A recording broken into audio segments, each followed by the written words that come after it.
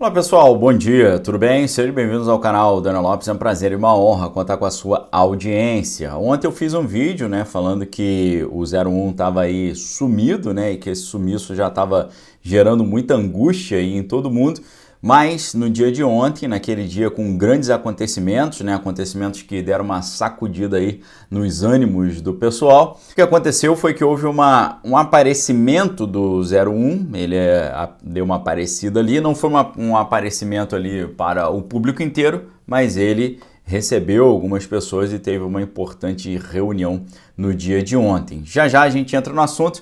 Quero só antes lembrar vocês que amanhã, para você que está na região aí de Campinas, a gente tem um acontecimento bem legal, porque amanhã, na quinta-feira, às 19 horas, eu vou lançar o meu livro na Igreja Bola de Neve de Campinas. Vai ser muito legal estar lá com vocês. A gente vai ter ali uma palestra antes e depois estarei, para quem assim desejar, fazendo assinaturas ali, dedicatória nos livros, ok? Levarei o meu livro novo, A Beira do Abismo, Geopolítica, Globalismo e o Fim do Mundo, e também outros títulos meus ali, caso você queira adquirir. Esteja conosco lá amanhã. A igreja fica ali na Avenida Nossa Senhora de Fátima, 697, no bairro do Taquaral, ok? Espero vocês lá amanhã, 19 horas, na Igreja Bola de Neve de Campinas, ok, pessoal?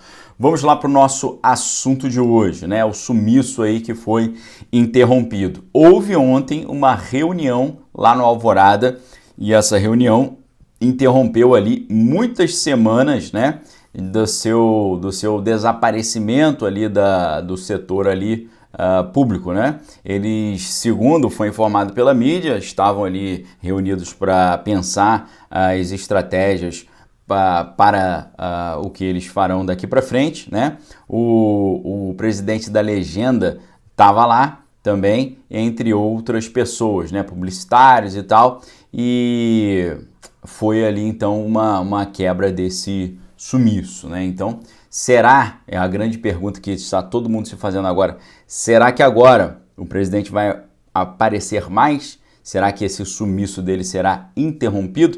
É a pergunta que está todo mundo fazendo. Eu já pergunto para você. O que você acha? Você acha que a partir de agora, daqueles acontecimentos de ontem, ele vai aparecer mais? Porque agora o xadrez ficou sinistro demais, ok?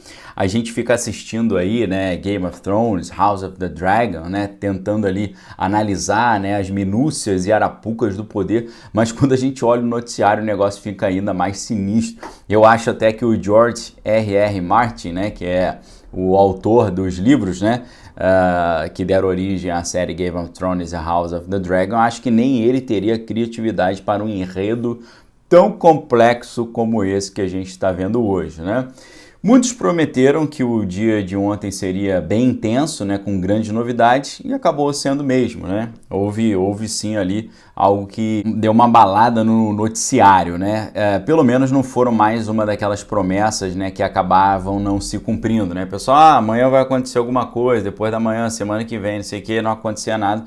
Pelo menos o negócio que foi prometido lá aconteceu, Agora, a gente fica pensando como as coisas irão se desenrolar a partir daqui ou daqui para frente. É muito difícil tentar enxergar todas as peças desse tabuleiro e todos os movimentos possíveis, E essa metáfora, com o jogo de xadrez ou jogo de dama é sempre muito interessante, porque realmente é um jogo de pecinhas ali, e é um jogo que você viu com esse sumiço, inclusive, do presidente, que é um jogo que está sendo jogado de forma bem pensada, lenta, morosa, assim, mais minuciosa, não é um negócio muito agitado. Outro dia, só para ilustrar, eu estava assistindo um vídeo ali de um campeonato de jogo de dama, e um vídeo muito estranho, porque você vê que um jogador, ele deixou o seu adversário conquistar quase todas as casas, todas as peças menos uma, Ele foi perdendo continuamente suas peças e propositalmente, Parecia até que ele movimentava as peças assim de forma desleixada, sem se preocupar em perder aquela peça, E aí você olha e você fala assim, caramba, ele deve estar sem vontade de jogar, Porque ele está deixando perder assim de graça. Mas, quando só restava uma única peça, ele, de repente, com uma sequência contínua ali de movimentos no tabuleiro do jogo de dama, ele eliminou uma por uma todas as peças do inimigo e conquistou essa vitória, Acabou ganhando um jogo que todo mundo que olhou para aquele vídeo já tinha interpretado esse jogo como perdido. E a pergunta que fica é: será que é isso que a gente está vendo agora? Será que era uma partida ali que já estava perdida, que agora tem uma guinada, né? Será que é isso que a gente está vendo? Será que o sumiço do 0-1 faz parte dessa estratégia? Coloque sua opinião aí embaixo, eu quero ouvir o que vocês estão pensando também, né? Isso, imagino eu, é a maioria do que os apoiadores do presidente estão pensando agora, né? Que a partir daqui para frente a gente vai ver uma presença dele maior e tal, e que esse sumiço dele faz parte de uma estratégia, né? Mas eu fico sempre tentando ver o que o outro lado pode estar pensando, sempre fico tentando ver o que está por trás da cortina, assim, dos múltiplos acontecimentos, né, que às vezes nos distraem de entender o que está por trás, né. Nessa hora que eu comecei a tentar imaginar, será que é isso mesmo? O que pode estar ali que a gente não enxergou ainda? Eu me lembrei de uma tese bélica muito antiga e muito importante, que diz mais ou menos o seguinte: numa batalha, não encurrale o seu inimigo, deixe sempre uma saída, senão não restará outra alternativa a não ser lutar pela própria vida. Assim, se você deixar acontecer isso, cada inimigo valerá por 10 dos seus. Olha só que interessante. Essa frase foi mandada uns dias atrás por um grande amigo meu e me veio à mente quando eu estava pensando em tudo isso, né?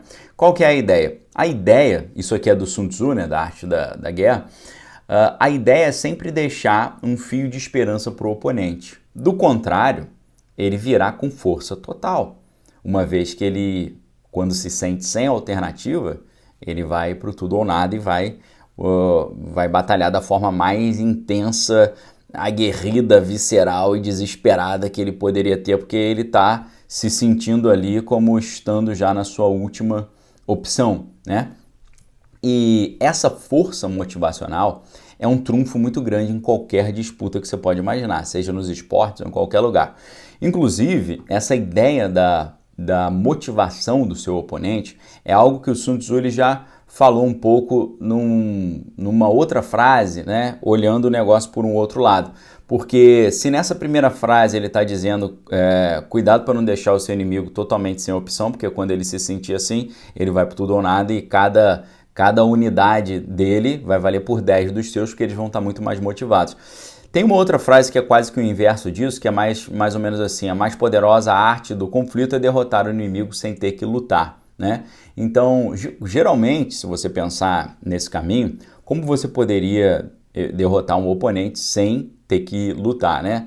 No final das contas, é tirando do oponente a própria vontade de lutar, né? E isso geralmente é feito por meio das operações psicológicas, né? Que foi uma das áreas onde eu lecionei dentro do Exército Brasileiro no curso avançado de operações psicológicas. Então eu sempre tento pensar o que a gente está vendo sempre a partir dessas perspectivas, né? E pensando em operação psicológica, me lembrei de um case, né? Um estudo de caso muito comum no meio desse tipo de pesquisa, quando lá no segundo grande conflito mundial, os alemães criaram panfletos em que eles tentavam mudar a mentalidade dos norte-americanos, tentando tirar deles a motivação para a luta, né? E como é que eles faziam isso? Com esses panfletos que eles colocavam ali o seguinte, né? Você, norte-americano, enquanto você está aqui entregando a sua vida por um salário pequeníssimo, né? O seu superior está em casa, lá no conforto do seu lar, no aconchego da família, ganhando muito mais do que você, ainda por cima recebendo adicional por trabalho no fim de semana e você não recebe. Ou seja, essa tentativa de operação psicológica significava o quê? Uma busca por tentar tirar a empolgação e a motivação dos norte-americanos de estarem ali, ao mesmo tempo que eles estavam desviando o foco, praticando aquilo que se chama de diversionismo, ou seja, desviar do assunto principal para um outro assunto secundário, né? Então, dentro dessa operação psicológica, o objetivo era que o americano deixasse de ver o alemão como seu inimigo e passasse a olhar o seu próprio conterrâneo, membro do seu próprio time, como esse novo inimigo. Assim, enfraquecendo a motivação, a empolgação, tirando aquilo que a gente chama de moral, né? A moral vai tratar da moral e bons costumes, mas o moral significa a motivação, a empolgação. Agora, o problema hoje é que o moral das pessoas parece estar muito alto, né? mesmo com todos os esforços em contrário. Parece que o pessoal está muito motivado e muito empolgado. E aí, a pergunta que me veio é, será que essa estratégia, esse cenário atual é para tentar descalibrar a pressão, dando uma esperança para as pessoas e fazendo com que essa motivação ali total do tudo ou nada ela se enfraqueça um pouco, botando uma luzinha no fim do túnel?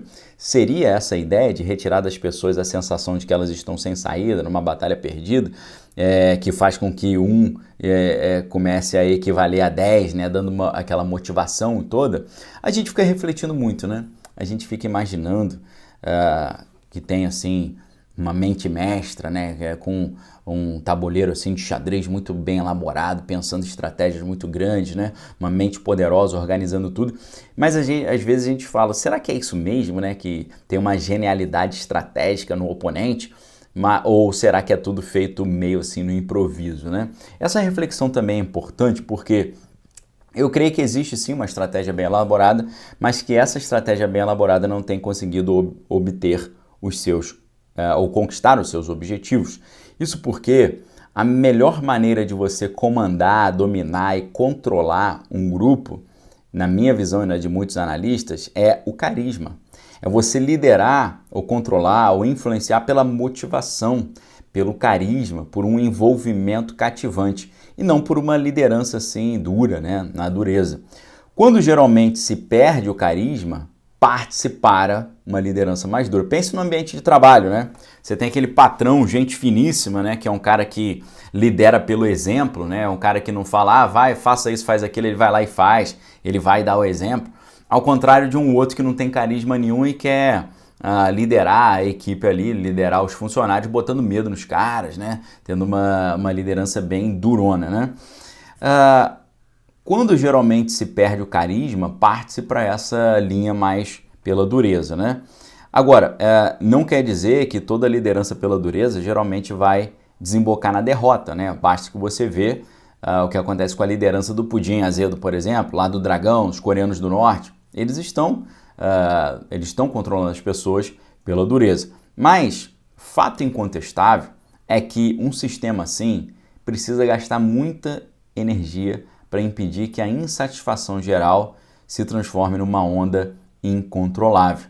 Isso tem acontecido agora em muitas empresas. Você pode ver que a própria Disney, que seguiu uma linha assim bem canhota, né, bem progressista, gerou muitas perdas do valor da empresa, muita reclamação dos funcionários e eles acabaram demitindo o CEO e recontratando o antigo, né? Então, a grande questão é essa. O que você acha? Você realmente vê aí uma luzinha no fim do túnel ou seria isso tudo parte de uma grande estratégia maior para baixar um pouco a pressão e ir cozinhando as pessoas ali até o final da história? Quero ouvir sua opinião. Deixe sua opinião aqui embaixo nos comentários. Forte abraço para vocês. Fiquem com Deus, examine todas as coisas, retém que é bom. E fica o convite para a gente estar junto lá amanhã, na quinta-feira, lá na Igreja Bola de Neve de Campinas, onde estarei lançando ali, se Deus quiser, o meu novo livro, À Beira do Abismo, Geopolítica, Globalismo e o Fim do Mundo. Lembrando que a igreja fica lá na Avenida Nossa Senhora de Fátima, 697, Taquaral, Campinas, ok? 19 horas da manhã, na quinta-feira. Forte abraço, fique com Deus. Examine todas as coisas, retém que é bom. E a grande pergunta que eu gostaria de ouvir sua opinião é, você acha que a partir de agora, de tudo que aconteceu ontem, o 01 vai aparecer mais? Ou ele vai continuar ali naquele recuo estratégico? Um abraço, valeu!